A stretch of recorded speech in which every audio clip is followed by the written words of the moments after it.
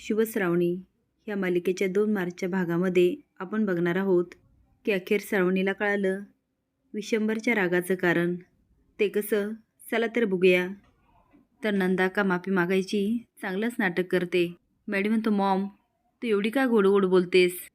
नंदा का म्हणते, आता मी काय करणार ते बघशीलच. ते आता एक जणाला फोन करते तर तो मी पोचतोच, आणि नंतर जो काय राडा होणार ना विशंभर, त्याने तुला लय मोठा फटका बसणार. आता पूजेची छान तयारी चालू होते आणि श्रावणी पास झाली म्हटल्यावर विशंभरलाही खूप बरं वाटत असतं आणि त्याच्या चेहऱ्यावरचं हे समाधान नंदाक्काला काही सहन होत नाही.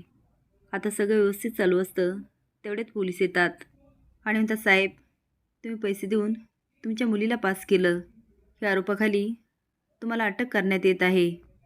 आता विशंभर चांगला शॉक होतो आणि म्हणतो, हे काय बोलताय? पण पोलिसांबरोबर पत्रकारही असतात.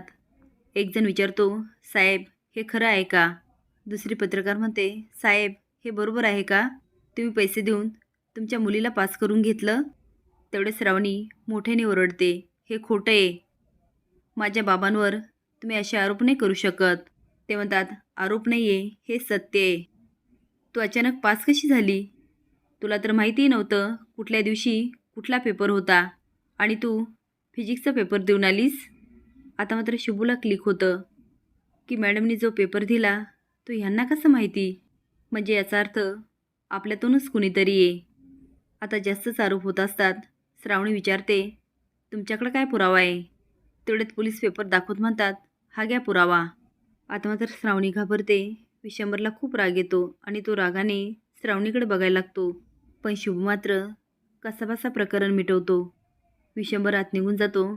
त्याच्यामागे श्रावणी पण जाते आणि म्हणते, बाबा ऐका ना. आणि म्हणते, खरंच मी पैसे नाही दिले. अहो मी मेहनत करूनच पास झाले आणि मला पैसे द्यायचे असते तर मी या पहिलेच दिले असते. नापास कशाला झाली असती?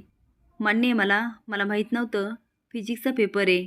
पण खरं सांगते, वर्षभर जो अभ्यास केला त्यावरच मी तो पेपर लिहिला. विशंभर म्हणतो, बास कर, कायम तू मला मनस्ताप दिलास.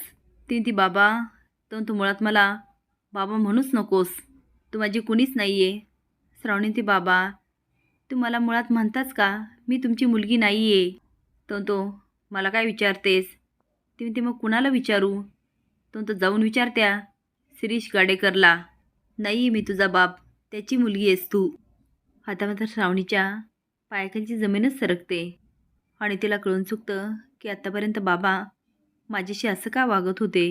आता बघूया श्रावणीला काय काय सत्य कळतं ते. असेच नवीन अपडेट जाण्यासाठी लाईक आणि सबस्क्राईब करा. धन्यवाद.